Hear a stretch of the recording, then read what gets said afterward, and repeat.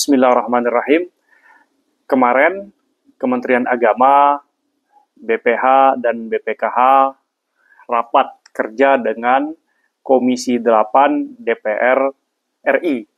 Nah, apa sih yang dibahas terkait dengan update perhajian tahun 2025?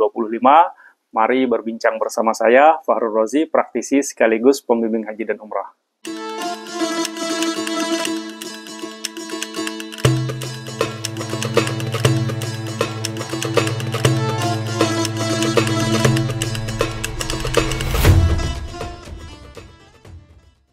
Ya, kemarin sudah selesai rapat antara Kementerian Agama dengan Komisi 8 Republik Indonesia. Meskipun rapat ini terkesan singkat ya, untuk ukuran yang dibahas itu kan persoalan umat, tentang perhajian di Indonesia, tentang bagaimana menciptakan haji itu haji yang lebih baik daripada tahun-tahun sebelumnya.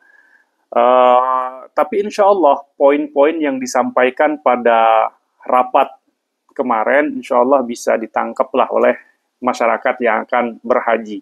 Intinya nanti akan ada rapat lanjutan. Jadi rapatnya ditunda kemarin itu karena tidak sampai tuntas ya pertanyaan-pertanyaan daripada anggota-anggota fraksi di DPR itu belum semuanya dijawab. Bahkan boleh dibilang ya belum sempat dijawab oleh Kementerian Agama maupun BPH karena ada satu dan lain hal. Waktu itu kalau nggak salah Menteri bersama BPH dan wakilnya juga itu diundang ke istana oleh Bapak Presiden. Nah, kemarin ketika rapat bersama DPR RI itu dijelaskan oleh Kementerian Agama bahwa tahun ini itu sudah terjadi penandatangan kontrak dengan maskapai Lion Air, yaitu pada tanggal 21 Februari kemarin. Nah, ini baru ya, yang sebelum-sebelumnya itu kita tahu bahwa maskapai yang mengangkut haji itu ya maskapai Garuda Indonesia dan Saudi Airlines, dua itu saja. Kemudian tahun ini masuk maskapai baru Lion Air. Nah, itu Lion Air ini akan mengangkut kurang lebih 11.600-an jamaah. Kurang lebih seperti itu.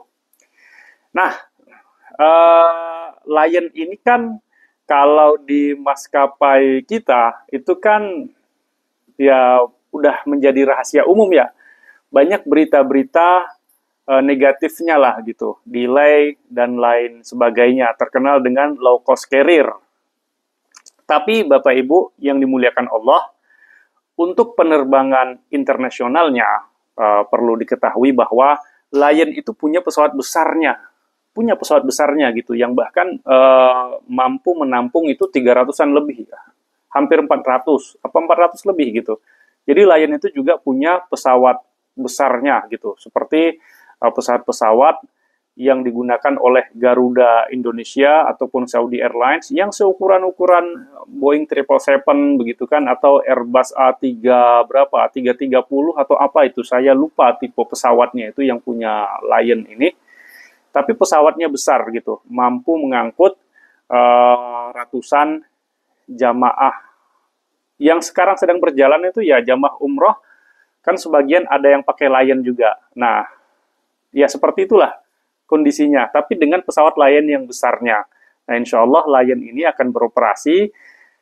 Daerah mana saja yang kebagian pesawat Lion? Nah, daerah yang kebagian pesawat Lion itu adalah embarkasi Padang dan embarkasi Banjarmasin. Padang itu kalau nggak salah ada 6.000-an jamaah itu yang diangkut, dan sisanya dari Banjarmasin sekitar 5.000-an begitu. Jadi totalnya itu sekitar 11.600 yang diangkut oleh maskapai baru ini, yaitu maskapai Lion.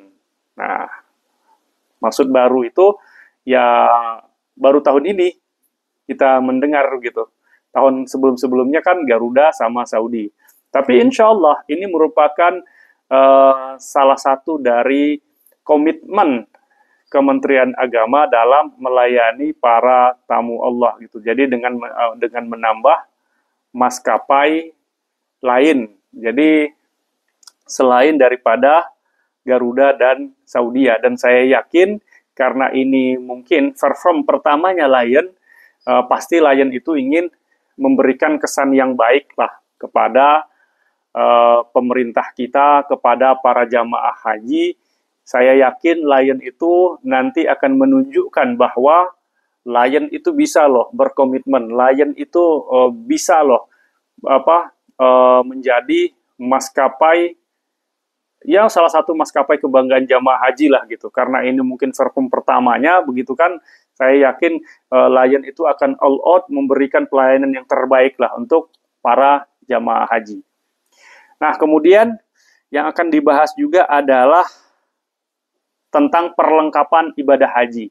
Nah, perlengkapan itu sekarang semuanya masih dalam proses. Kain ihramnya baru selesai berapa persen, batiknya masih selesai berapa persen, kopernya begitu. Nah, nanti ini akan didistribusikan kepada para jamaah itu H-3. Jadi perlengkapan itu H-3 baru nanti diberikan kepada para jamaah haji. Insya Allah semuanya kebagian. Dan ini gratis. Sekali lagi, ini adalah gratis. Kemarin itu sempat juga dibahas oleh ada praksi di DPR itu, ini mewanti-wanti kepada Kementerian Agama untuk mengontrol yang bawah-bawah ini.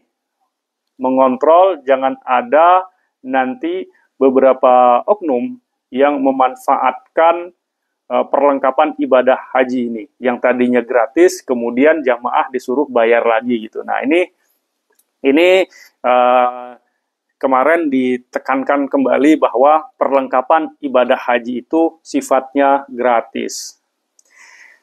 Kemudian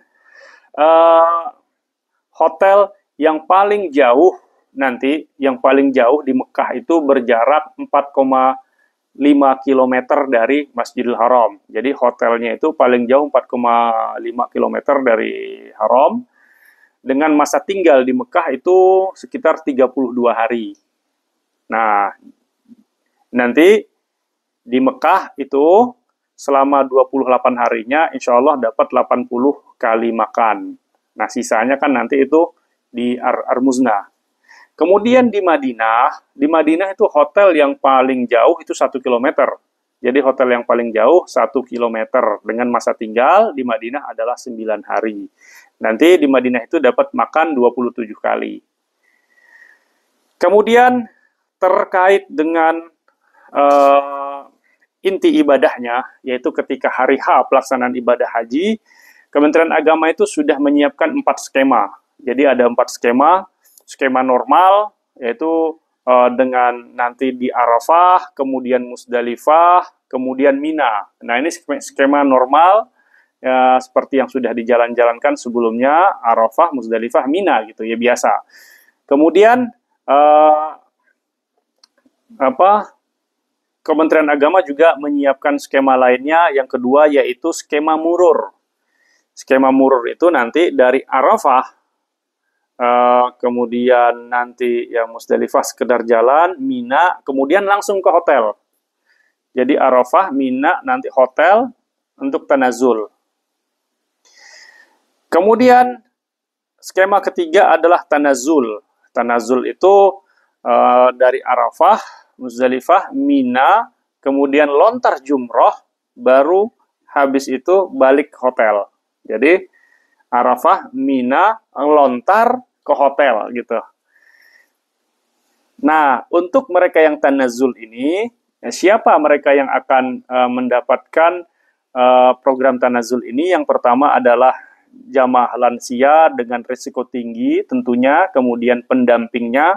Gak mungkin kan orang risiko tinggi atau lansia yang risiko tinggi itu pergi sendiri, gak mungkin, pasti ada pendampingnya. Jadi lansia, risiko tinggi, bersama pendampingnya itu, kemudian difabel juga, itu nanti akan dimasukkan ke dalam program tanazul. Kemudian mereka yang secara sukarela ingin program tanazul. Jadi yang sukarela ingin tanazul, ya silahkan. Ternyata banyak juga yang ingin tanazul. Itu nanti sekitar 20-25% jamaah itu akan mendapatkan skema tanazul ini. Nah, itu yang keempat. Yang keempat, itu adalah safari wukuf. Safari wukuf ini bagi jamaah yang sakit, itu kan wukuf itu termasuk rukun umrah. Jadi, nanti akan ada sekitar kurang lebih 1.500 jamaah itu akan mendapatkan safari wukuf. Jadi, safari wukuf ini memang sudah disiapkan oleh. Jadi yang melaksanakannya nanti bukan dari pemerintah Indonesia, tapi dari Arab Saudi. Kalau saya tidak salah infonya seperti itu. Tanggal 6, tanggal 7 Zulhijjah itu sudah mulai tuh pergerakan jamaah-jamaah yang safari wukuf ini dibawa, ya maksudnya itu safari wukuf tadi ya, yang dilaksanakan oleh pemerintah sana.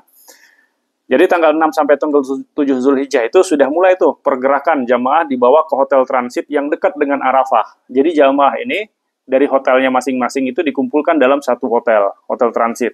Kemudian tanggal 10 Zulhijjah itu mulai bergerak ke Arafah jam 10 pagi. Jadi jam 10 pagi mulai bergerak ke Arafah untuk wukuf secukupnya.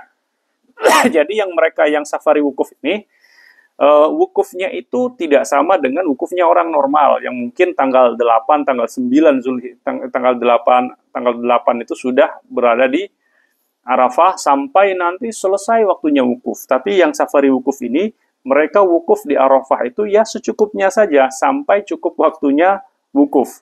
Kemudian langsung dibawa kembali ke hotel transit. Jadi tidak ke Musdalifah, tidak ke Mina, enggak, langsung nanti ke hotel transit. Dikumpulkan di satu hotel. Nah, selesai nanti itu semua, selesai sudah rangkaian haji itu, baru nanti dikembalikan ke hotel masing-masing. Jadi ngontrolnya bagus. Jadi ngontrolnya itu gampang maksudnya. Jadi gampang ngontrolnya. Nah, kemudian Kementerian Agama juga berupaya melakukan penambahan petugas haji. Saat ini kan hanya 2.000. Itu kalau 2.000 gitu kan artinya kalau seandainya nggak dapat lagi nih tambahan petugas, artinya itu satu pesawat itu nanti hanya dilayani oleh 2-3 orang petugas begitu. Satu pesawat. Satu pesawat itu isinya mungkin bisa 400 mungkin ya. Itu hanya dilayani 2-3 orang. Tapi lagi-lagi Kementerian Agama ya pasti melakukan yang terbaik. Apapun itu, nanti keputusannya apakah nanti dapat petugas tambahan atau tidak, yang pasti Kementerian Agama itu selalu siaplah dengan hal-hal yang terjadi, kemungkinan-kemungkinan yang akan terjadi. Itu insya Allah selalu siap untuk hal itu. Kemudian tentu dalam hal manasik haji, ini manasik programnya Kementerian Agama ini ingin agar jamaah haji itu mendapatkan tambahan manasik, tambahan ilmu dalam manasik begitu. Jadi bukan hanya dari segi fikihnya mereka paham, tapi dari segi filosofi, dari segi tasawufnya itu mencakup semua hal itu. Sehingga istilah Kementerian Agama itu adalah melestarikan kemabruran haji bagi para jamaah haji gitu. Jadi melestarikan kemabruran haji bagi para jamaah haji. Jadi tidak ingin haji itu hanya mabrur sehari, 2 hari, kemudian mabrurnya hilang gitu. Jadi ingin kemabruran haji ini dilestarikan di masyarakat Indonesia itu. Karena kan belum tentu tahun besok itu bisa haji lagi. Jadi betul-betul melestarikan kemabruran haji ini betul-betul ingin ditekankan. Karena kan kesempatan berhaji itu boleh jadi ya hanya 1 kali seumur hidup. Nah, sehingga nanti terkait dengan pelayanan-pelayanan yang akan diberikan oleh Kementerian Agama ini, itu haji terakhir yang diselenggarakan oleh Kementerian Agama ini, Kementerian Agama itu ingin semua jamaah haji tersenyum. Tersenyum di awal karena harganya turun, begitu kan? kemudian tersenyum di tengah karena pelayanannya baik, dan tersenyum di akhir karena pada puas semua. Nah, itu istilah kemarin Bapak Menteri Agama Nasaruddin Umar. Jadi jamaah itu tersenyum di awal karena harganya murah, bisa murah bayarnya, tersenyum di tengah karena pelayanannya baik, dan tersenyum di akhir karena insya Allah pada puas semua haji tahun 2025 ini. Ya, itu saja update terkait perhajian tahun 2025. Kita doakan bersama, mudah-mudahan siapapun yang para petugas, para pekerja yang mengurus urusan haji dan umrah ini diberikan kemudahan dalam segala urusannya oleh Allah Subhanahu wa taala, dan mudah-mudahan kita doakan jamaah-jamaah yang akan berangkat haji diberikan kesehatan dan kemudahan di dalam perjalanan ibadah hajinya, dan pulang ke tanah air itu betul-betul membawa pahala haji yang mabrur. Demikian, Assalamualaikum warahmatullahi wabarakatuh.